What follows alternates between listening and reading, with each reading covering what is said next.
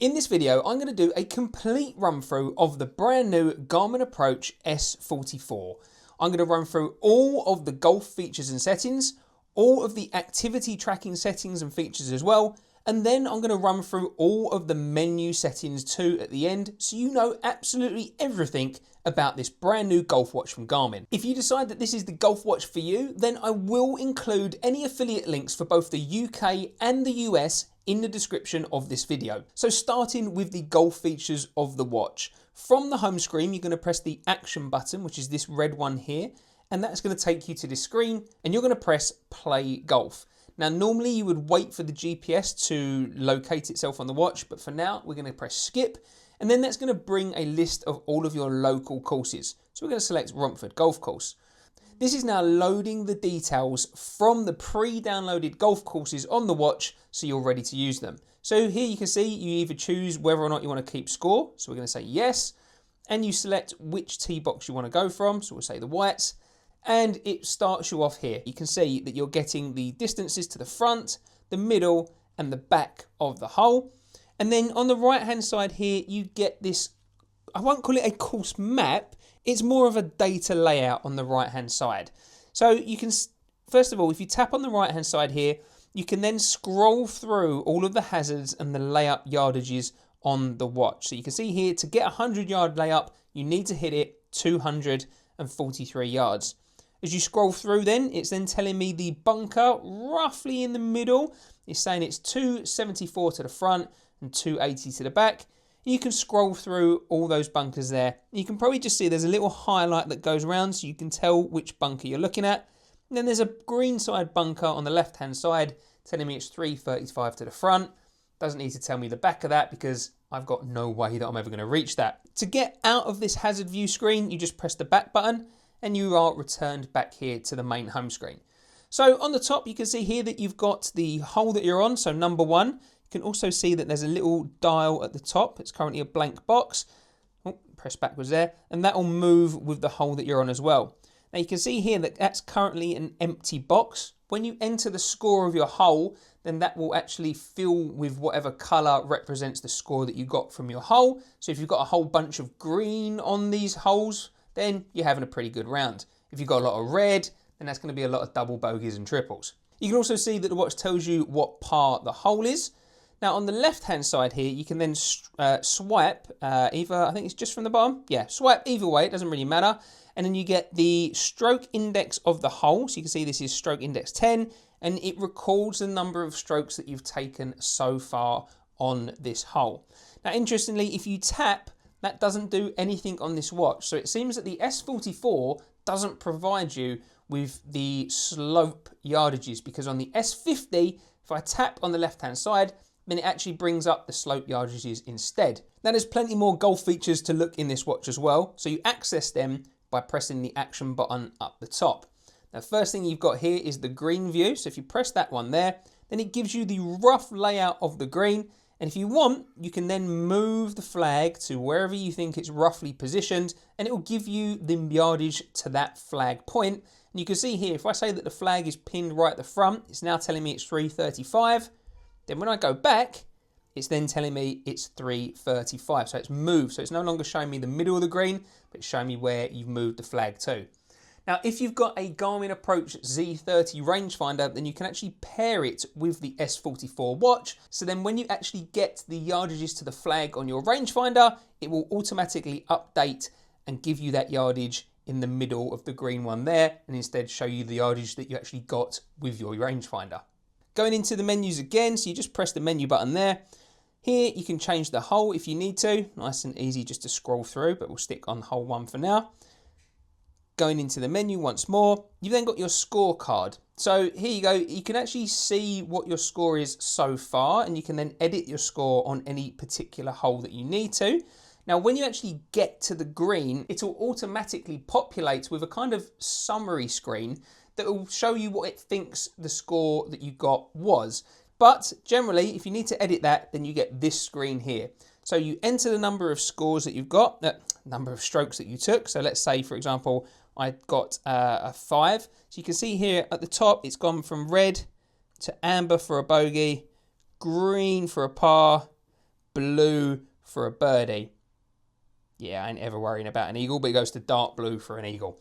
So let's say, for example, I got a bogey on that hole. You press next. You can record the number of putts that you took. So you can say 2 or 3. So let's say I did a 3 putt. And then you can record where your tee shot went. Left, right, down the middle. For me, it's probably going down the right. Then you select the next button and you can record if you had to take any penalties on that hole. So on that hole, we're going to say, no, I didn't. And there you go, it's updated. And if you go back to the main hole, there you go. You can see on that top right hand side, that has now entered that little score color on the top as well. If we go onto the menu again, so you've also then got the pinpointer mode. Now, this is a really handy mode for average golfers like me. And what you can see here is it is actually giving you the direction of the green. So if you are blocked out behind some trees, or you've never played the course before and you're not sure which way the green is, then that is going to point you in the rough direction. Going back to the menu again, we scroll down to the next one. It'll actually give you some specific stats about the round that you're currently playing. So it will give you a score, it will break it down in terms of your outscore and your in score. It will tell you the handicap that you're currently playing off of, as well as your net score. And then it will give you some data in regards to your fairways, your greens in regulation, your number of putts, and then just distance that you walked and time that you've been playing the round. To be honest, not stuff that I really use when I'm playing around a golf, but it's cool that you've got it there if you so want it. Going back into the menu again, the next thing that you've got here is last shot. So if you've got this mode turned on in the settings, and I'll show you that in a bit, then it will record that you've hit the ball. It will ask you to select what club it was that you hit, and then it will start counting up the distance of your last shot. But if you didn't do that, then instead you can start measuring, you can swing to start measuring, so you can say, right, add the shot that I just hit. So it's going to start tracking a new shot from your current location. Yes, please. Which club did you hit? So I hit driver. And now it's automatically kind of counting that up. And if I go back to the main golf screen, you should see it at the top. There we go. This will then automatically start counting upwards as well. So it will give you an idea of how far you hit your last shot.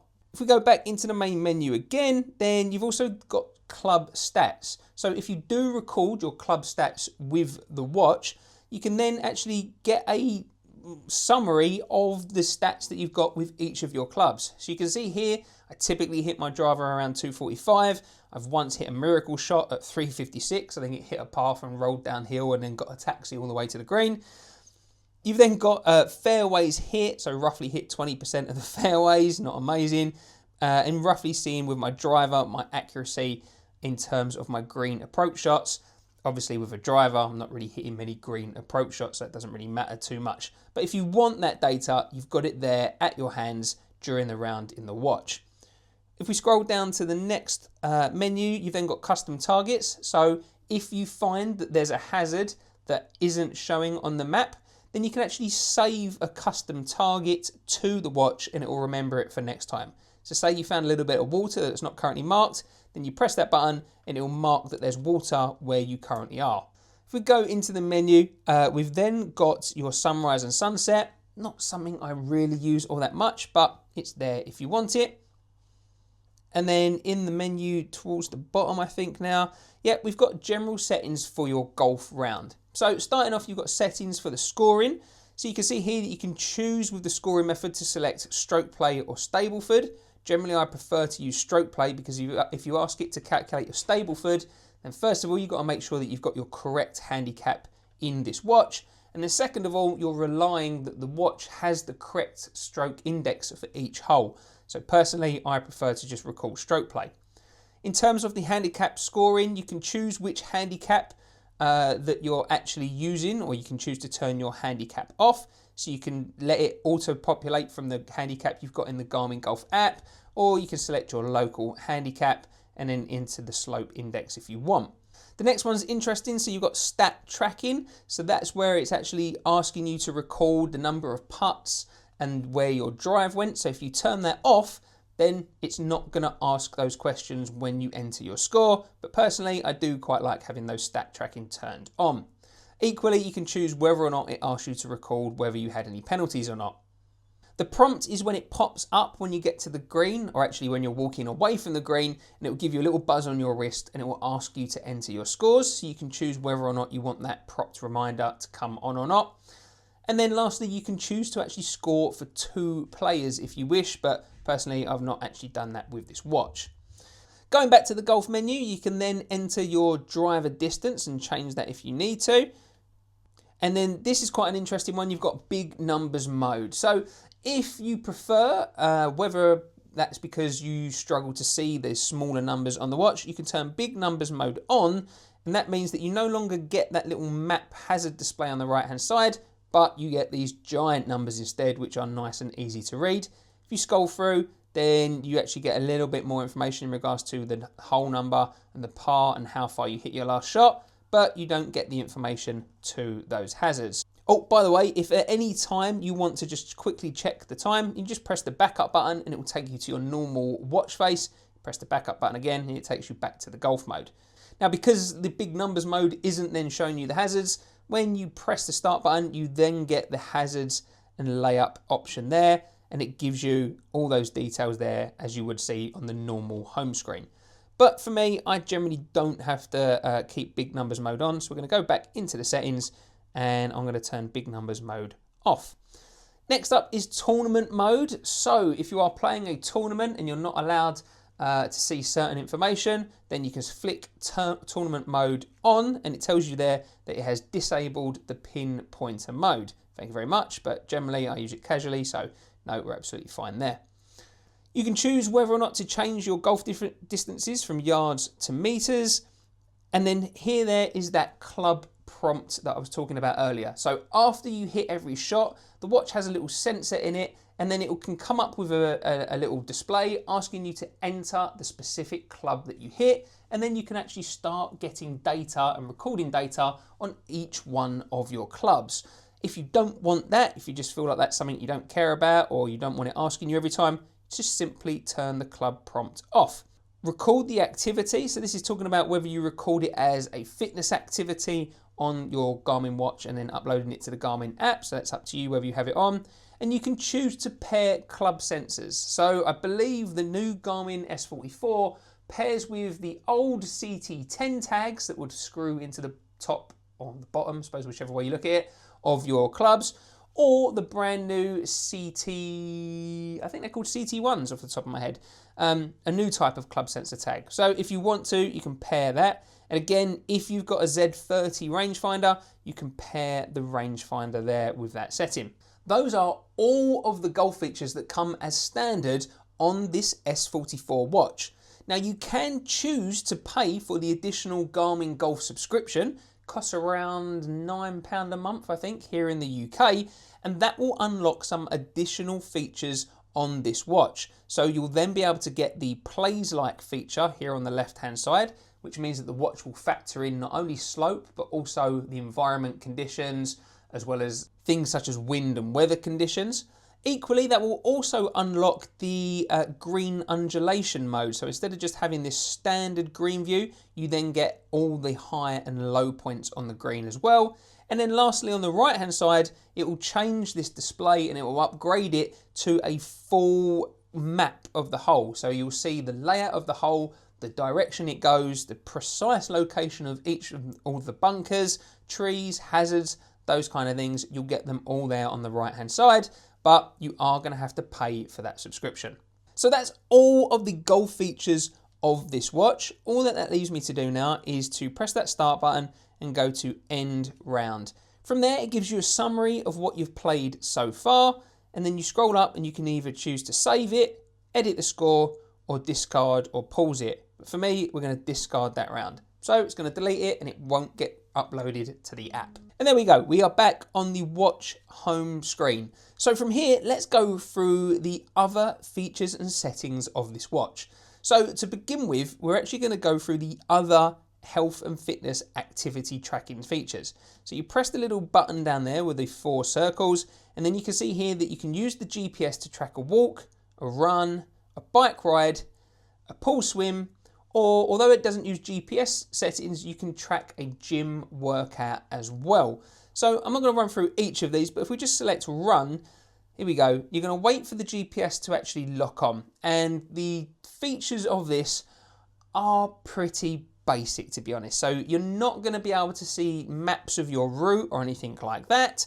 And you're not going to be able to see your heart rate or anything like that because there is no heart rate sensor on the back of this watch. But you can track the basics and use the GPS.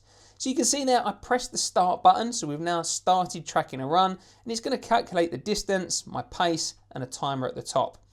I've also got another setting on the one here where it's giving me a lap timer, lap pace, and lap distance, and they are the two screens that I've got on this watch.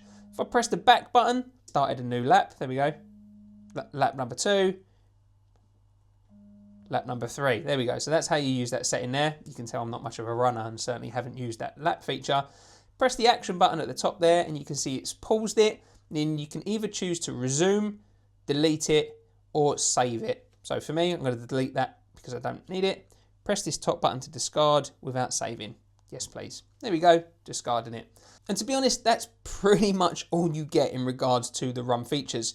If you click on the settings button down here at the bottom, you can look through a couple of the settings. So you can choose which data screens that you show, and you can choose to edit what you see as well. So you can see here, it's currently doing a 3-field layout, edit data screens, and you can edit the information that the watch shows on that data screen. I'm not a huge runner, to be honest, so it's not something that I've really kind of messed around with in the settings. You can also then choose to customize your alerts. So you can add a new alert, for example, if you want to add an alert for your time or something like that after 10 minutes and those kind of things. So you've got those settings in there.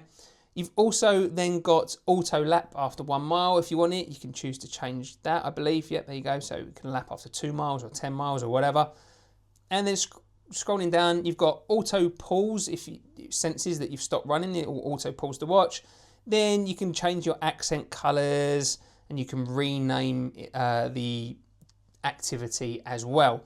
Now that's interesting with the rename because I'm pretty sure gym wasn't in there as standard, but I created a new one. There was a spot for one more, I believe, and I just renamed it gym. So there isn't specifically a gym one that really is tracking anything to do with gym. I just added it in there because that's the thing that I do the most. There was one setting that I did just notice that I wanted to show you as well, and that's this one down here, the live track. So if you set it up in the Garmin app, it means that you can actually share your GPS data and some of the data that's being recorded with others that follow you on live track. So if that's something you're interested in, it has got that feature. But those are all the activities that you can track there. The next thing I wanted to show you are I think it's kind of like calling them the widgets. You can see here, if you scroll up or down from the top or bottom, you get these. That's it, glances. Garmin actually call these glances. So if you scroll from the bottom, then you've got these glances. So you can see here, you've got your battery life and the date at the top. You've then got a weather app or widget. So it will give you the details of what it feels like at the moment, weather over the time period for the rest of the day, and as well as a kind of daily breakdown too. And then it gives you some information in regards to dew points and UV rating and humidity if you're interested. Scroll down, you've then got sunset. So this is the same details that you've got on the golf screen that I showed you with the sunrise and the sunset. You've then got music controller as well. So you can see here, I was listening to a bit of Robin dancing on my own earlier. And you can choose to control the volume, play, skip, if you're playing music on your phone, that kind of thing there. Next up, you've got intensity minutes. Now it's interesting that it's recording intensity minutes because this watch doesn't measure your heart rate. So I don't really know how it can determine whether or not you're working vigorously or moderately, but there you go, it's recording your intensity minutes. You've then got some details in regards to your last golf round, so you can click into that and you can see how well you played over that last round and get those stats. You can link it to your calendar if you want and it'll give you details. Also gives you details of your phone notifications. So you can see there it's even giving me a little Ring logo there saying that I've got 6 notifications from my Ring app.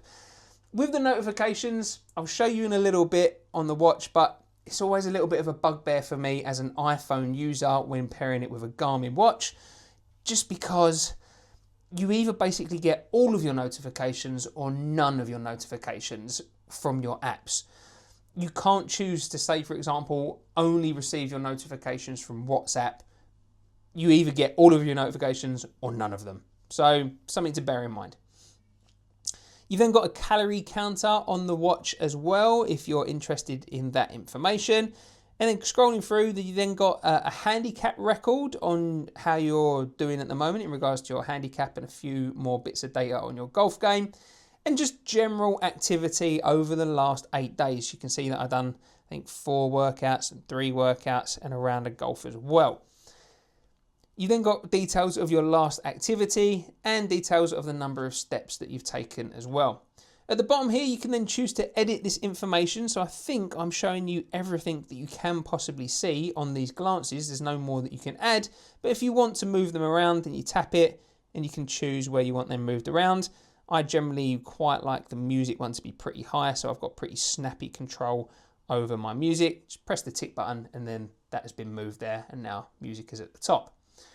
To get to your main menu settings with the watch, you hold down this top button here and it brings you to all of these buttons, and you can again edit these buttons so you can choose where you want to lay them out, if you want to move sleep mode up and down, those kind of things. And that's pretty much it. Let's see if I wanted to delete sleep mode. Yeah, you can actually delete it from the menu as well, and then you can add it back in later if you so wish. But if you want to change the actual settings of the watch in regards to the display and those kind of things, then this is where you're going to need to go. So firstly, you've got your power off button here in the top. On the right hand side, you've then got your settings. So we've already been through all of the golf settings, so we don't need to go through them again. You've then got your notifications and alerts. So you've got menu settings for either your smart notifications from your smartphone, as well as just general health and wellness notifications. So you can see here, you've got the option to manage your notifications during general use, during activity, during sleep. And you can also change the privacy as well, so that your notifications won't show unless you gesture up with your wrist, or if you take an action, maybe you press a button. So good that you can kind of control your privacy of your notifications. You can then go in and tailor what notifications you get during general use, activity and sleep. So you can see here that notifications are currently turned on. You get a vibration for a phone call. You can choose to change that, so vibe on or off. I think if I do vibe off, that's pretty much it. There you go. It sounds like, so it looks like the watch won't actually play a tone when you get a phone call. You can also choose text messages, whether or not you get a vibration on or off. And then lastly, your apps as well. So it will vibe when an app comes through. Now, generally, I actually prefer the apps to be turned off, because as I say, getting a notification for every single one of your apps that you have in your phone, that ends up being a lot of notifications. So you can control them and change them however you want. So you can see now I've changed it to say that I only get calls and texts. I don't get notifications, whereas here you get it for the apps during activity. In the health and fitness notification section, you can choose whether or not you get a move alert. So if it senses that you've just been sitting still for ages, it will give you a little buzz, or whether or not you need to rest. And it can give you a daily summary and goals as well. So things like 10,000 steps, you can choose whether or not you'll get notifications for those. Scrolling down, you've then got options for the watch faces. You can see here, you've got a few different options on the watch faces, and you can even go into them as well and customize stuff like the different type of hands that you might want to use. If we go back into the settings then, after watch face, you've then got phone. So choose whether or not you're connected to the Bluetooth, connection alerts, and pair a new phone and sync it to the phone. You can also edit your user profile data. I'm not going to click into there because it's got some personal data which I don't really want to be shared on YouTube, but you can edit that information there. Safety and tracking is an interesting one. So the watch can detect if you've had an incident when perhaps you're out walking or running, or if you're falling off your bike or that kind of thing. And if you've got it set up, then it can automatically contact your emergency contacts set up in the Garmin app. Same for assistance, you can set that up in the Garmin Connect app and edit your live contacts and the live tracking feature, which I talked about earlier. In terms of the activity tracking, you can choose whether or not you do actually track activities and whether or not Move IQ is on. So if it thinks that you're going for a run, then Move IQ will register that in your phone as a run. Lastly, in the systems menu, you go into that, and you can see here you've got some details in regards to large fonts, so you can turn them on or off. You've got brightness, so I choose to have it on high, but you can turn it on medium or low, so turn it down to get a bit more battery life out of it. And then you can change settings, whether it's in general use or during activity or during sleep. So the timeout mode, you can change from short, medium to extra long. Always on display, you can choose to have that on so it won't ever go to a black screen. Turning that on will massively reduce your battery life on the watch. Gesture mode you can turn on or off. So gesture mode means when you flip your wrist, the watch face will then start showing the details. If you turn that off, then it will stay as a blank screen and it won't show you anything until you actually tap a button. And you can change the sensitivity of that gesture mode too. With the system settings, you can also change the vibration level on the watch. You can choose on the battery manager whether or not you turn battery saver on or off, and whether it shows you the battery percentage and the estimated time left. You can also set details on the time, so change from a 12-hour to a 24-hour. Set the time source as automatic, so whether it gets it from the GPS or whether you manually put it in, and then you press that button to sync the time. Units, you can choose to change all your units if you want to go in and change any of those, so custom it to how you like to use it. And auto lock as well, so the watch will automatically lock the buttons if you have that on, then you have to hold to unlock the buttons if you want to. That's pretty much all the menu settings that you need to go through. The last few settings here just to show you, so you can choose to turn do not disturb on or off with the watch just by turning that button on or off. Same with sleep mode here on the right if you want sleep mode on or off. You can lock the screen with that button there, so then you have to hold a button to unlock the screen. You've got a shortcut here to change that brightness. You don't have to go all the way to the settings. You can just do it from that quick menu there. You can find your phone. So if you press that button, it will ping out a little tone to your phone. Choose to turn your phone connection on or off. With the clocks, you actually get alarms, stopwatches and timers as well. So if you want a stopwatch, then you've got one in the watch there. Just access it via that menu there. The assistance is what we said before. In emergency, you can actually contact some of your emergency contacts that you've set up in the app. Battery saver, you can choose to turn that on. So here we go, we've enabled battery saver, and it actually tells you why it's turned off. So switched it to low power mode, display on short timeout, brightness on low, various other settings as well. It's actually turned the connection to my phone off, but we don't want battery saver on for now, so we turn it off. And you can force a sync connection as well to the Garmin app. So you push the rounds through and pull the data from the app as well if you want to by pressing that sync button. Should happen automatically, but you can force it through as well. And lastly, you can choose to re-sync the time. So that is all of the features and settings that you get as standard in this brand new Garmin Approach S44 watch. If you found this video helpful, please tap the like button and consider subscribing to the channel. I'd really appreciate it. And if you're wondering whether or not you should buy this watch or upgrade and get the new Approach S50 instead, which comes with additional health tracking features and a heart rate sensor and other additional features, then I've included my full details on this watch right here.